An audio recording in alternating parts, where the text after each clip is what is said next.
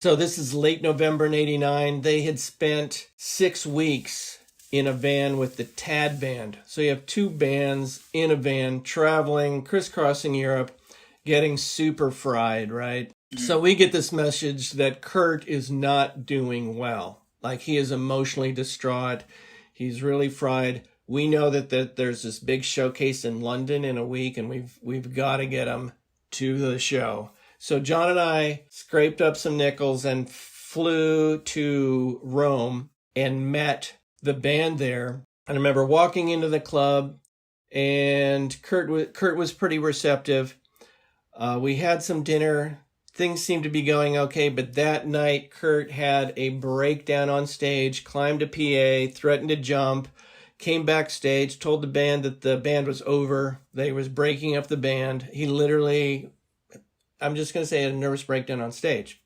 So John went for a walk outside with him, and Kurt said, when I look out in the audience, I'm seeing the kids who used to beat me up in high school. That's what I'm seeing. So that's kind of where he was coming from. Again, I told you he was a quiet, sensitive kid. He got harassed in high school a lot. So what we did is we told, the rest of the musicians just to head on up to Geneva, Switzerland, and that we would catch up via train. So what we did is we spent a day in Rome, seeing the sights, going to the Vatican, going to the Colosseum, eating good food, drinking good coffee, and taking a train up to see the rest of the band. So I got to spend a day in Rome with Kurt, along with my business partner, Jonathan. And the more I got to know Kurt, again, he was shy and not that talkative, but because I had a whole day to spend with him, I got to know what a deep thinker he was, and just a very interesting character. And just because he was quiet off stage didn't mean that he didn't have a lot of thoughts going on. So he was very appreciative of taking that time out to really experience the city. It was at that moment that I realized that this guy is very intelligent, creative person. And were you surprised at all by that? Yeah, I was, actually. He was exceptionally intelligent. And, I'd seen him at shows, and we, met at the office and so forth, but he didn't really say a whole lot. Chris did most of the talking when you were dealing with the band. So once I really got exposed to the depth of his personality, I had a deeper level of respect for him. And I was also seeing, after that, they played some shows, we followed them, they played London. They had some new tracks.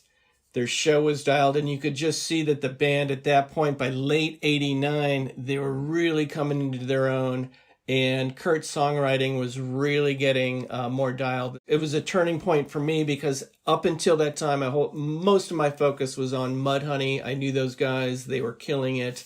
And Nirvana was just kind of like the opening act. The guys from Aberdeen who are pretty good. That's kind of where we were at. But as a group, their creativity just continued to accelerate. And that's, to me, the most fascinating part of the story is they grew so quickly. When was the first time you really started to notice that growth? Well, I'll tell you, we saw them. They came up to do a showcase in mid-April of 88. This was just a few weeks after John and I opened our offices. That summer, they recorded their first single for us, Love Buzz, which sounded great. It was a cover, though, again, showing you that Kurt's songwriting hadn't really matured. So the first single we released was a cover. We released it in November of 1988. The next day, one of my best friends, Charles Peterson, the photographer who had documented much of the scene, called me up and said, I threw a party last night, and I threw on Love Buzz, and we just kept playing it over and over and over. So, yeah, that was kind of my first hint when that single came out and got a tremendous response. One issue that came up with the single, an anecdote that a lot of people aren't familiar with, is when we released the single itself, it had a spoken word intro, kind of a little montage that you can't really find on the CD. But when he originally brought it to us, he wanted a 45-second montage that was very surreal and interesting, but I had to step in and be the corporate ogre and say, you know what? A little snippet of that is going to grab people's attention, but not 45 seconds. So Kurt and I would go back and forth on some of the creative stuff, and I felt it was a healthy relationship. What was your relationship like with Kurt? Kurt and I would say we were friends. We were colleagues for sure. We had a good rapport. You have to remember, though, that Kurt was living in Olympia at the time. I was living in Seattle. And Kurt really was a hermit of sorts. I remember visiting Olympia and talking to one of my best friends, Calvin Johnson, who ran K Records, who was also a very good friend of Kurt's. I said, how's Kurt doing? He goes, well, I haven't seen him for 6 months. And you got to realize Olympia is a small town. So Kurt, he liked to sleep in and stay up very, very late. So I didn't see him a whole lot other than the shows and in studio time, but I felt our rapport was really good, and I would say we definitely had a friendship. So going back to the very beginning of your relationship with Nirvana, from what I understand, when Jonathan Pondman first showed you the Dale demo, you weren't really that impressed by it. What was your initial reaction to that demo? My initial reaction was that I thought it sounded good, that Kurt had a great voice, but the songwriting was a little immature.